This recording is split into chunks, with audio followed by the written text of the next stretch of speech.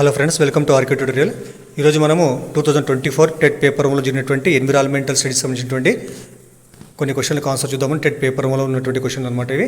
అయితే ఇందులో మొదటి క్వశ్చన్ చూడండి. మొదటి ప్రశ్న ఏముందంటే, మొదటి ప్రశ్న, పుష్పాలను సంపూర్ణ పుష్పము మరియు అసంపూర్ణ పుష్పాలుగా వీటి ఆధారంగా వర్గీకరిస్తారు. చూడండి, క్వశ్చన్ ఏముందంటే, పుష్పాలను సంపూర్ణ పుష్పము మరియు అసంపూర్ణ పుష్పాలుగా వీటి ఆధారంగా వర్గీకరిస్తారన్నాడు. మరి దీనికి ఆన్సర్ ఏమంటే, దీనికి ఆన్సర్ థర్డ్ ఆప్షన్ ఉంది ఇక్కడ, పుష్ప భాగాలు ఉండటము మరియు లేకపోవడము. కాబట్టి పుష్ప భాగాలు ఉండడము మరియు లేకపోవడం వల్ల పుష్పాలను సంపూర్ణ మరియు అసంపూర్ణ భాగాలుగా విభజించడము జరుగుతుందన్నమాట. తర్వాత సెకండ్ క్వశ్చన్ చూడండి. సెకండ్ క్వశ్చన్ ఏముందంటే, కోరదంతాలను దేని కొరకు ఉపయోగిస్తారు? కోరదంతాలను దేనికోసం ఉపయోగిస్తారంటే, మనకిచ్చిన ఆప్షన్లలో సెకండ్ ఆప్షన్, ఆహారాన్ని చీల్చడం కోసం మనము కోరదంతాలను ఉపయోగిస్తామన్నమాట. కాబట్టి ఇది ఆప్షన్ అవుతుంది.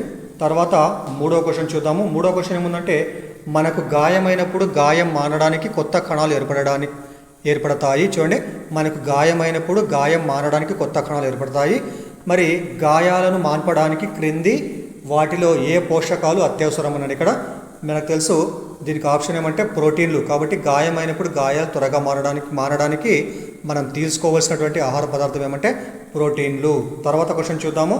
తర్వాత క్వశ్చన్ ఏముందంటే, క్రింది వాటిలో సరైన వ్యాఖ్యను గుర్తించండి. క్రింది వాటిలో సరైన వ్యాఖ్యను గుర్తించండి. దీనికి ఆప్షన్ ఏమంటే ఫోర్త్ ఆప్షన్ ఇచ్చినాడు ఇక్కడ, వెచ్చని గాలి పెరిగే కొద్దీ ఆ ప్రదేశంలో గాలి పీడనము తగ్గుతుంది. దీనికి ఆప్షన్ ఏమంటే ఫోర్త్ ఆప్షన్, వెచ్చని గాలి పెరిగే కొద్దీ ఆ ప్రదేశంలో గాలి పీడనము తగ్గుతుంది. మనకు తెలుసు, గాలి వేడైతే దానికి ఘనపరిమాణం తగ్గుతుంది కాబట్టి అక్కడ పీడనం కూడా దాని ఘనపరిమాణం పెరుగుతుంది కాబట్టి దాని యొక్క పీడనము తగ్గుతుంది. అంటే అక్కడ దానికి సాంద్రత తగ్గిపోతుంది, ఘనపరిమాణం పెరుగుతుంది కాబట్టి అక్కడ మనకు పీడనం కూడా తగ్గుతుంది. తర్వాత నెక్స్ట్ క్వశ్చన్ చూద్దాం మనము. భూమి ప్రకంపనలు లేదా కురుపులు ఈ స్కేలుపై నమోదు చేస్తారు. అంటే భూకంపాలు ఏ స్కేలుపై మనకు నమోదు చేస్తారంటే మనకు అందరికి తెలిసినటువంటి విషయం ఏది, రిక్టర్ స్కేల్ పైన ఈ యొక్క ప్రకంపనలను నమోదు చేయడము జరుగుతుంది. తర్వాత క్వశ్చన్ చూద్దాం మనం. తర్వాత క్వశ్చన్ ఏముందంటే, ఈ క్రింది వాటిలో సరికాని వ్యాఖ్యను గుర్తించండి. మరి సరికాని వ్యాఖ్య ఏమంటే మనకి ఇచ్చిన దాంట్లో చూద్దాం. ఇక్కడ మనము ఏముందంటే, ఇక్కడ ఫోర్త్ ఆప్షన్ అనమాట, పెట్రోలు, డీజిలు, కిరోసిను, బొగ్గులు భవిష్యత్తు పునరుత్పాదక ఇంధన నిల్వలు. ఇది రాంగ్ ఆప్షన్. ఎందుకోసం అంటే పెట్రోలు, డీజిలు, కిరోసిను, బొగ్గులు ఇవన్నీ కూడా మనకు తరిగిపోయేటువంటి ఇంధన వనరులు. ఇవి పునరుద్ధరించలేనటువంటి ఇంధన వనరులు. కాబట్టి మనకి ఇది రాంగ్ స్టేట్మెంట్ అవుతుంది. తర్వాత నెక్స్ట్ క్వశ్చన్ చూద్దాం మనం. నెక్స్ట్ క్వశ్చన్ ఏముందంటే, సైన్స్ మ్యూజియం ఆఫ్ మిన్నెసోటా ప్రకారము శరీరంలోని అవయవాలలో తేలియాడేటువంటి ఏకైక అవయవం ఏంటంటే, మీకు తెలిసింది, చాలా ఈజీ క్వశ్చన్ ఇది. ఇదేమంటే దీనికి ఆన్సర్ మనకు ఊపిరితిత్తులు. కాబట్టి మానవ శరీరంలో కేవలము తేలియాడేటువంటి అవయవాలు ఏమంటే ఊపిరితిత్తులు మాత్రమే. తర్వాత నెక్స్ట్ క్వశ్చన్ చూద్దాం మనము. వరదలు వచ్చినప్పుడు ప్రాజెక్టుల నుండి విడుదల చేసినటువంటి నీటిని కొలిచేటువంటి ప్రమాణము. ఇది కూడా చాలా ఈజీ క్వశ్చన్.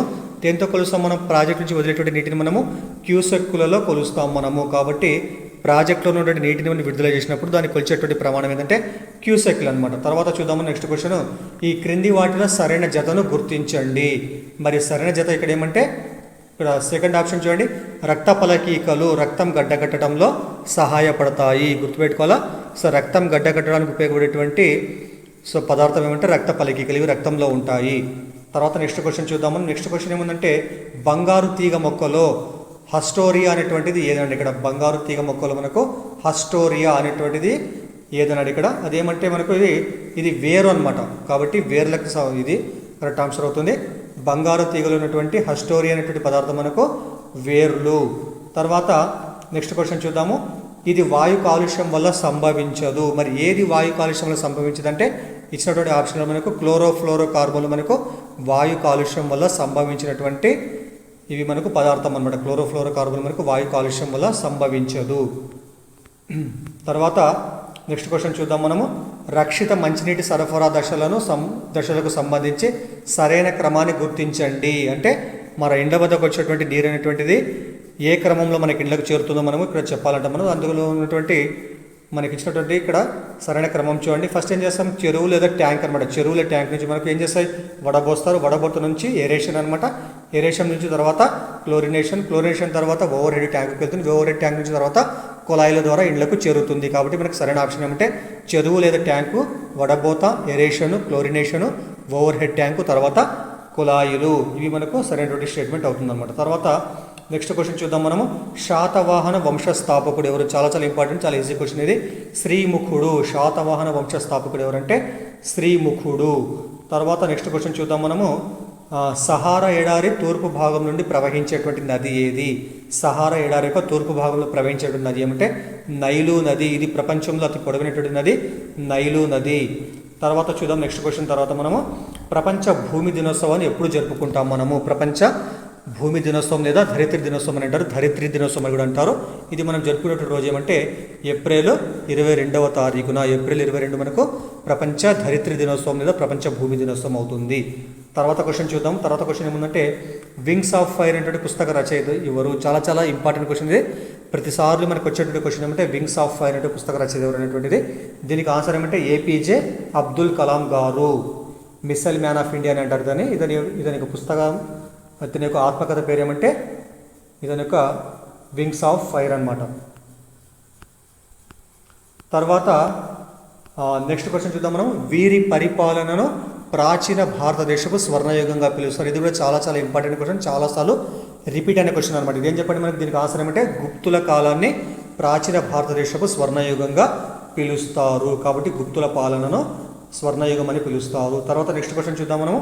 అరుణాచల్ ప్రదేశ్ యొక్క అధికారిక భాష ఏది? ఇది చాలా ఇంపార్టెంట్. ఇది కూడా అరుణాచల్ ప్రదేశ్ యొక్క అధికారిక భాష ఇంగ్లీష్ భాష. అదేవిధంగా నాగాల్యాండ్ కూడా ఇంగ్లీష్ భాషను అధికారిక భాషగా కలిగి ఉందని అనుకుంటున్నాను నేను. అరుణాచల్ ప్రదేశ్ రాష్ట్రం యొక్క అధికారిక భాష మాత్రము ఇంగ్లీష్ భాష. తర్వాత నెక్స్ట్ క్వశ్చన్ చూద్దాము. నెక్స్ట్ క్వశ్చన్ ఏముందంటే ఉత్తర అమెరికాలో ఉన్నటువంటి సమశీతోష్ణ స్థితి గడ్డి భూములను ఏమని పిలుస్తారు? ఇది చాలా చాలా ఇంపార్టెంట్. దీనికి ఆన్సర్ ఏమంటే ప్రయరీలు, లేకపోతే ప్రయరీస్ అంటారు దీన్ని. ఉత్తర అమెరికాలో ఉన్నటువంటి గడ్డి భూములను ఏమంటారంటే సమశీతోష్ణ గడ్డి భూములను ప్రయరీస్ అని అంటారు. తర్వాత నెక్స్ట్ క్వశ్చన్ చూద్దాము. నెక్స్ట్ క్వశ్చన్ ఏముందంటే మెక్మోహన్ లైన్, మెక్మోహన్ రేఖ అనేటువంటి ఈ దేశాలను విభజిస్తుంది. చాలా చాలా రిపీటెడ్ క్వశ్చన్ ఇది కూడా. భారతదేశం మరియు చైనా మధ్య ఉన్నటువంటి రేఖను మెక్మోహన్ రేఖ అని అంటారు. కాబట్టి ఆ మనకు థర్డ్ ఆప్షన్ భారతదేశం మరియు చైనా. తర్వాత క్వశ్చన్ చూద్దాం. తర్వాత క్వశ్చన్ ఏముందంటే పాకాల వన్యప్రాణుల అభయారణ్యం ఎక్కడ ఉంది?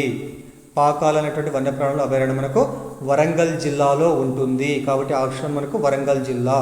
తర్వాత క్వశ్చన్ చూద్దాం. తర్వాత ఏముందంటే హరితహారం కార్యక్రమం ద్వారా అటవీ విస్తీర్ణాన్ని ఇంతవరకు పెంచేందుకు ఉద్దేశించబడింది. దీనికి ఆప్షన్ మీకు తెలుసు అందరికీ. 33% అటవీ విస్తీర్ణాన్ని పెంచడం కోసము హరితహారం అనేటువంటి కార్యక్రమాన్ని మనము ఏర్పాటు చేసుకోవడము జరిగింది. తర్వాత క్వశ్చన్ చూద్దాం మనము. తెలంగాణ రాష్ట్రంలో ఖరీఫ్ యొక్క సీజన్ కాలం ఎంత అన్నాడు ఇక్కడ? ఎప్పటి నుంచి ఎప్పటిదాకా ఖరీఫ్ యొక్క సీజన్ కాలం ఉంటుందంటే ఇది కూడా చాలా ఈజీ క్వశ్చన్. జూన్ నుంచి సెప్టెంబర్ వరకు ఉన్నటువంటి కాలాన్ని ఖరీఫ్ కాలం అని అంటారు. తర్వాత అక్టోబర్ నుంచి ఉండేటువంటి కాలాన్ని ఏమంటారు? ఫిబ్రవరి వరకు ఉండేటువంటి కాలాన్ని రబీ కాలం అని అంటారు. తర్వాత చూద్దాం మనం నెక్స్ట్ క్వశ్చన్. క్రింది వాటిలో భారతదేశంలో 39వ యునెస్కో ప్రపంచ వారసత్వ ప్రదేశం ఏదని చాలా ఇంపార్టెంట్. రామప్ప దేవాలయం అనమాట. కాబట్టి ఎందుకంటే మనకి తెలంగాణలో ఉన్నటువంటి ప్రాంతం కాబట్టి దీనిపైన ఎక్కువ క్వశ్చన్లు వస్తున్నాయి. కాబట్టి క్రింది వాటిలో భారతదేశంలో 39వ యునెస్కో ప్రపంచ వారసత్వ కట్టడం ఏంటంటే రామప్ప దేవాలయము. తర్వాత చూద్దాము నెక్స్ట్ క్వశ్చన్ మనము.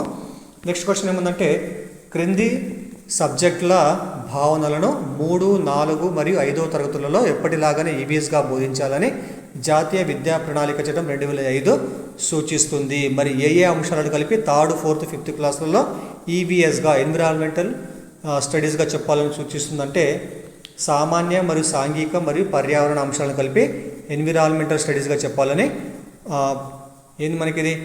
సో విద్యా ప్రణాళిక చట్టం 2005 సూచిస్తుంది. తర్వాత క్వశ్చన్ చూద్దాము. తర్వాత క్వశ్చన్ ఏముందంటే విద్యార్థులు రోజువారీ జీవితానికి సంబంధించినటువంటి వస్తువులు మరియు సంఘటనలను చూపడం ద్వారా వారికి స్వీయ అనుభవాలను అందించవచ్చు. దీనిని ఇలా అని అంటారు. ఏమంటారంటే దీన్ని రియాలియా అని అంటారు. రియాలియా అని అంటారు.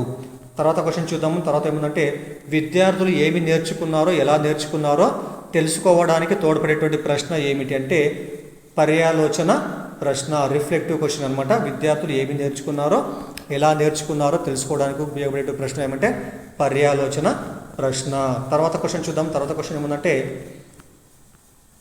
ప్రాథమిక పాఠశాల స్థాయిలోని 3, 4 మరియు 5 తరగతులలో సాంఘిక శాస్త్రములకు సంబంధించినటువంటి అంశములను పరిసరాల విజ్ఞానం ఒకటిగా బోధించాలని ప్రప్రథమంగా సూచించినటువంటి కమిటీ ఏదంటే ఈశ్వరీబాయి పటేల్ కమిటీ 1977వ సంవత్సరంలో ఏర్పాటు చేసినటువంటి కమిటీ ఈ విధంగా సూచించడము జరిగింది. తర్వాత చూద్దాం మనము.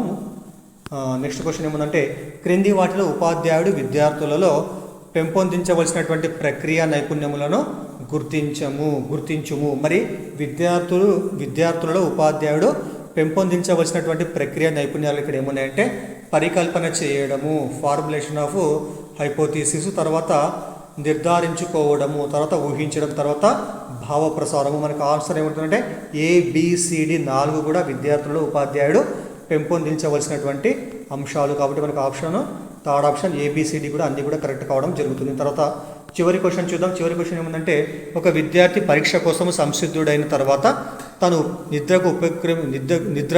నిద్రించే ముందు